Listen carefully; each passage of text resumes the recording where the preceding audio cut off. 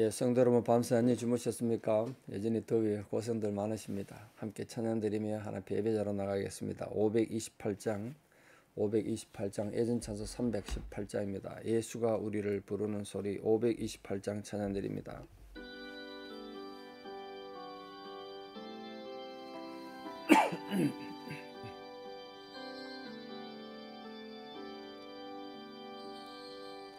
예수가 우리를 부르는 소리 검성 부드러워 문 앞에 나와서 사면을 보며 우리를 기다리네. 오라 오라 방황치 말고 오라. 죄 있는 자들아 이리로 오라. 주 예수 앞에 오라.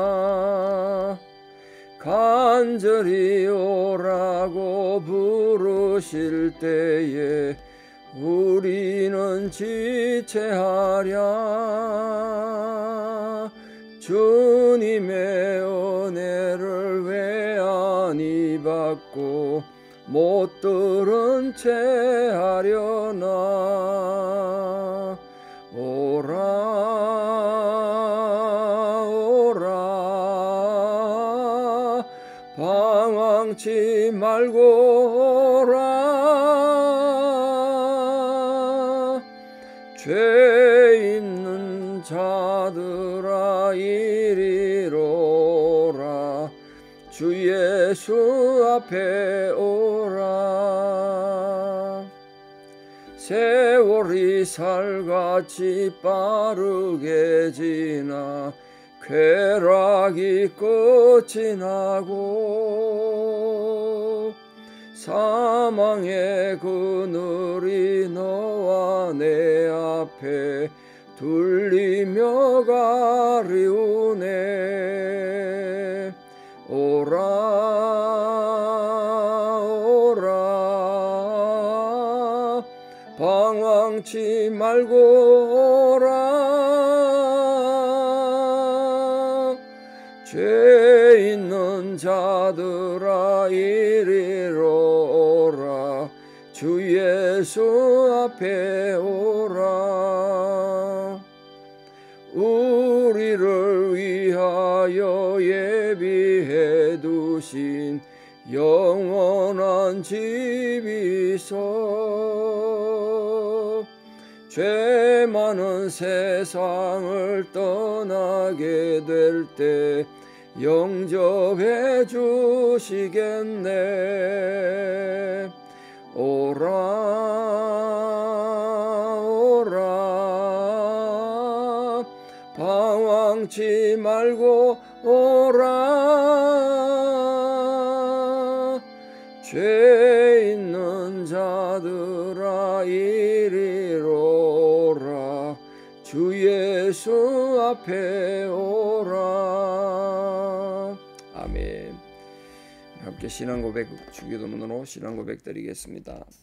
하늘에 계신 우리 아버지의 이름을 거룩하게 하시며 아버지의 나라가 오게 하시며 아버지의 뜻이 하늘에서와 같이 땅에서도 이루어지게 하소서.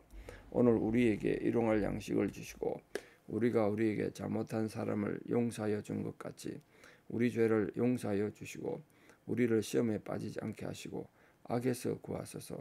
나라와 권능과 영광이 영원히 아버지의 것입니다. 아멘.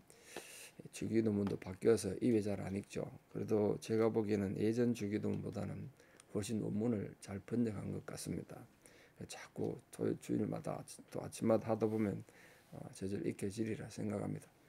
2024년 7월 24일 수요일 새벽 하나님 주신 말씀 잠언 23장 29절에서 35절입니다. 잠언 23장 29절에서 35절 봉독에 올리겠습니다. 재앙이 네게 있느냐, 근심이 네게 있느냐, 분쟁이 네게 있느냐, 원망이 네게 있느냐. 까닭 없는 상처가 네게 있느냐? 붉은 눈이 네게 있느냐? 술에 잠긴 자에게 있고 혼합한 술을 구하러 다니는 자에게 있느니라. 포도주는 붉고 잔에서 번쩍이며 순하게 내려가느니 너는 그것을 보지도 말지어다. 그것이 마침내 뱀같이 물 것이요 독사같이 쏠 것이며 또 내 눈에는 괴이한 것이 보일 것이요 네 마음은 구부러진 말을 할 것이며 너는 바다 가운데 누운 자 같을 것이요 돛대에 누운 자 같을 것이며 네가 스스로 말하기를 사람이 나를 때려도 나는 아프지 아니하고 나를 상하게 하여도 내게 감각이 없도다. 내가 언제나 깰까 다시 술을 찾겠다 하랴. 아멘. 이런 본문에 뭐 특이한 현상을 하나 보지 못했습니까? 굉장히 중요한 현상이 하나 있는데요. 우리 때까지 벌써 2달 이상 잠언을 묵상하고 있는데 이렇게 한 가지 주제를 가지고 이렇게 길게 말한 적 있었습니까? 없었습니다. 앞으로도 없습니다. 그러니까 오늘 29절에서 35절까지 6절이 술에 대한 걸 하나로만 말하고 있습니다. 이렇게 한 주제를 가지고 길게 말한 성경이 없단 말이 잠언에. 왜 이렇게 길게 말했을까요? 중요하니까 그렇겠죠. 그러니까 이게 최소한 지금부터 3000년 전에 쓰여진 성경인데 3000년 전 고대 시대도 술의 문제가 심했던 겁니다. 술의 피해가 심각했던 거예요. 그러니까 여러분 우리 때까지 잠언 보셨잖아요. 웬만한 주제는 한 절, 막 길어야 2절 정도 이렇게 교훈을 하는데 이 술 문제 가지고 6절이나 길게 쓰고 있습니다. 그만큼 힘들고 위험하고 사회적 문제가 많이 되고 가정도 깨지고 개인은 불행해지는 그 원인이 술이었다. 고대부터. 어제도 보셨습니다만 도대체 재앙이 왜 오냐. 근심이 왜 생기고 이때 근심이란 건 마음의 두려움이라고 그랬습니다. 술 때문에 생기는 마음의 두려움, 근심 그런 생각, 원망도 그런 생각, 분쟁이 누게 있고 까닭 없는 상처가 왜 생기냐. 술 때문에 생긴다. 그게 다 30절 보십시오. 술에 잠긴 자에게 있고 특히 혼합한 술을 구하러 다니는 자에게 있다. 혼합한 술. 혼합한 술이 무슨 뜻일까요? 2가지 뜻이 가능한데요. 술에다가 뭐 다른 향료를 탔다는 이런 뜻도 되고 그러니까 고대 시대에 술을 좀 더 잘 마시기 위해서 술을 좀 더 즐기기 위해서 술에다가 뭐 여러 가지 향료를 탔다는 뜻도 됩니다만 또 하나의 중요한 뜻은 요즘 말하는 폭탄주 말한다. 폭탄주. 좀 더 독한 술을 만들기 위해 가지고 이것저것 섞어 가지고 만든 혼합한 술. 이 뜻도 돼요. 뭐 어느 뜻이든 다 문제가 있죠. 술에다가 마약을 탄다든지 술에다가 뭐 다른 향료를 타면 술이 더 취하고 뭐 그렇겠죠. 독주는 말할 것도 없고 혼합한 술 그런 걸 찾아다니는 자에게 이 모든 문제가 생긴다. 그러면서 31절에 잠언 23장 31절은 술에 관한 성경에 많은 교훈이 있는데 가장 강력한 교훈이 24장 31절에 있습니다. 뭐라고 되어 있나 보십시오. 포도주는 붉고 잔에서 번쩍이며 순하게 내려간다. 순하게 내려가. 이게 입엔 순하다는 거야. 무슨 마실 땐 좋으니까. 특히 고대시대 포도주, 여기서 말하는 포도주라는 건 예수님이 물로 포도주 만드셨고 뭐 그런 다 생각하는데 그 이스라엘 사람들은 물이 전부 석회질이 많았기 때문에 그냥 물을 마실 수 없었습니다. 식사할 때 반드시 포도주를 마셨는데 단 포도주 원액은 절대로 그냥 마시지 않았습니다. 물 2배, 포도주 하나 이래가지고 2대1 비율로 섞어서 마셨단 말이에요. 우리 한국인 김치 좋아하듯이 된장찌개 먹듯이 이래 마셨습니다. 술 취하기 위해서 마신 거 아닙니다. 여기서 말하는 포도주는 음식의 포도주가 아니고 독주로서의 포도주 말하는 거예요. 이게 잔에서 붉고 번쩍이 잔 잘 익은 포도주란 거죠. 붉게 번쩍여. 그리고 뭐 순하게 내려가. 붓기만 하면 되는데 뭐 씹을 거 있습니까? 그냥 내려가잖아요. 그런데 그 많은 문제가 생긴다. 많은 나쁜 행태의 원인이 된다. 그런데 이걸 어떻게 하라고요? 보지도 말아야 돼. 보지도 마라.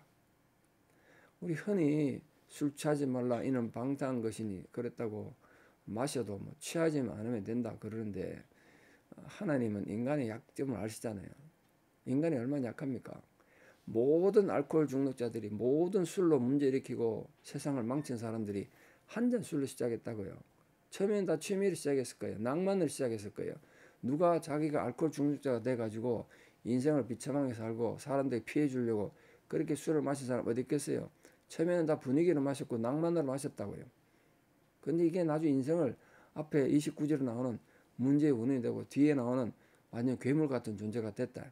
그러니까 애초에 쳐다보지 말라는 거야. 쳐다보지 마. 성경에 뭐 술 취하지 말란 말 어디 있습니까? 이런 말 간혹 하는 분 괜히 계시는데요. 성경에는 술을 쳐다보지도 말라 그랬습니다. 자기 멋대로 내가 보고 자꾸 만들지 마세요. 술을 마셔도 된다. 술 마시지 말아만 없다는 것이 성경에 천만의 말입니다. 쳐다보지 말라고 그러는데 어떻게 인간들이 저건 마음대로 자기 변명하고 합리화합니까? 성경이 가르치면 쳐다보지도 말라는 건데 어떻게 하시겠습니까? 선택은 여러분이 하는 겁니다. 근데 32절 보십시오. 술이 어떻게 한다고요? 이 목에 넘어갈 때 순하게 넘어가고요. 참 기분도 좋게 만드는데 결국은 뱀같이 물 것이고 독사같이 쏠 것이다. 독사의 개념 생각하시죠? 결국 술이 사람을 그래 문다고요. 술이 사람을 물어. 뱀같이 물어버리면 어떻게 됩니까? 죽는 거죠. 뭐. 독사에 죽는 결국은 죽는다. 술 때문에 얼마나 많은 사람이 죽는지 아십니까? 얼마나 많은 병이 생기고. 저도 가끔 병원에 가서 진찰을 하면 새로 만난 의사들마다 꼭 묻는 게 있죠. 술 마십니까? 담배 피웁니까? 그걸 꼭 묻죠. 저는 그 둘 다 안 하니까. 아직 이 나이에도 뭐 피 검사하면 내 나이에 비해서는 피가 좀 깨끗하다 하더라고요. 평생 술을 안 먹고 담배 안 피웠으니까 뭐 그럴 수밖에 없지 않겠습니까? 근데 여러분 그걸 계속 마시고 하면 뱀처럼 문다고요. 독사같이 쏠 거예요. 그 33절에 그러면 이제 술이 취해버리면 사람이 어떻게 되죠? 눈에 막 괴이한 것이 보인다. 마음은 구부리지 말을 하고 헛것이 막 보이는 거죠. 그 괴이한 것이라는 게 똑같은 단어가 두 가지로 해석이 가능한데 두 가지 해석 다 술로 인해서 문제를 가리키는데요. 이 괴이한 것 하면 이상한 것이란 뜻도 하니까 눈에 막 환상이 보이고 헛것이 보인다 이런 뜻도 되고 또 하나는 이게 매춘부란 뜻이 있어요. 매춘부. 술에 취해서 감각이 마비되고 판단력이 흐려져서 이상하게 자꾸 헛것이 보인다. 뭐 그런 경우 수하게 많죠. 또 하나는 술을 먹으면 사람 이 의지가 흐려지고 판단력이 흐려지니까 음란한 정욕에 휩싸이기 쉽다. 방탕해지기 쉽다. 그래서 매춘부란 뜻도 돼요. 그게 괴이한 것이 보이고 마음은 구부러진 말을 할 거란 거예요. 우리 흔히 평소에는 얌전하던 사람이 술 취해가지고 온갖 소리하고 막 욕하고 과격하게 해지는 거 많이 보잖아요. 그게 이것 때문에 마음이 구부러진 말을 한다. 자기 의지가 아니야. 자기 의지대로 나가는 게 아니에요 말이. 술이 취하면 내 마음은 네 마음이 구부러진 말을 막 할 거란 거예요. 그럼 듣는 사람들은 네가 술이 취해서 지금 그렇게 말한 거야. 그렇게 생각합니까? 다 상처받고 그리고 온갖 관계가 다 깨지잖아요. 저 사람하고는 관계를 하면 안 되겠다. 그래야 된다. 심지어 어떻게 되냐면요. 바다 가운데 누운 자 같고 돛대 위에 누운 자 같다. 이게 무슨 뜻입니까? 이 잠언을 제가 읽으면서 참 많이 느끼는 건데요. 저도 명색이 걸쟁이로 살면서 야 이렇게 비유가 탁월하시나 이런 거 느끼는데요. 술이 취해가지고 행동이 부자연스럽다는 표현을 바다 가운데 누웠고 돛대에 누웠다. 사람의 머리는 이런 걸 만들어 창작 못할 것 같아요. 제 아무리 뛰어난 시인이고 소설가라도 이거 어떻게 이런 식으로 표현하겠어요. 바다 가운데 누운다. 바다 가운데 누웠다. 뭔 뜻일까요? 바다 가운데 있으면 어떻게 됩니까? 파도가 치면 막 몸이 일렁거리잖아요. 바다 가운데 누웠다 그랬으니까 술이 많이 취하면 누워 있어도 마치 파도 위에 조그만 쪽배 타고 있는 것처럼 계속 울렁거리는 거예요. 속이 울렁울렁거리는 거야. 그래서 토하고 막 그러잖아요. 감각이 완전히 마비돼가 몸도 사는 줄 모르고 막 그런 환상에 젖는 게 바다 가운데 누웠다 이렇게 표현했어요. 돛대 위에 누웠다는 뭔 뜻일까요? 이런 돛대가 뭐죠? 돛대 아시죠? 배에 이렇게 길게 짝대기 세워서 막대기 써서 거기에 돛 세우는 그 돛대를 말한다. 돛대 위에 사람이 누울 수 있는 데입니까? 막대기 하나인데 사람이 누울 수 있는 곳이 아니에요. 근데 그 위에 누우면 어떻게 되겠어요? 그 돛대가 얼마나 높은데 그 위에 누웠으면 얼마나 위태롭겠습니까? 그러니까 술이 취한 사람 상황이 이렇게 위험하고 위태롭다는 뜻이에요. 술 취한 사람이 이런 상태에 있다. 돛대에 누운 사람, 누가 쳐다봐도 아이고 저 사람 큰일 났네. 모든 사람이 저 문제 있다는 걸 느끼는 정도로 위험한 사람, 그게 돛대에 누운 거예요. 그러면 술이 취하면 어떻게 되나고 35절에 오늘 계속 술 얘기해서 대단히 죄송합니다. 대부분 술에 입도 안 됐을 텐데, 근데 상식적으로 알아놓으십시오. 네가 스스로 말하기를 사람이 나를 때려도 아프지 않대요. 이제 감각이 지금 무뎌져 가지고 진짜 술 취한 사람은 맞아도 아픈 줄도 모르고 뭐 그러죠. 나를 상하게 하여도 내게 감각이 없다. 감각이 잊어버리잖아. 마치 되잖아, 마치. 그럼 또 이렇게 말해. 내가 언제나 깰까 다시 술을 찾겠다. 내가 언제나 깰까 다시 술을 찾겠다. 이 표현이 뭔지 아십니까? 술 중독됐다는 소리예요.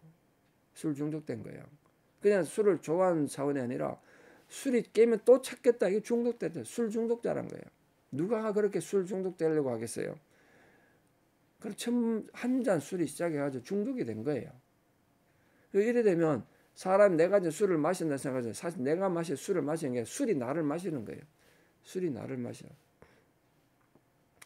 저는 이미 말씀드렸습니다만 어릴 때야 아버님이 교회 다니기 전에 술 때문에 하도 애를 먹이고 술 취해서 진짜 개처럼 행동을 많이 봤거든요.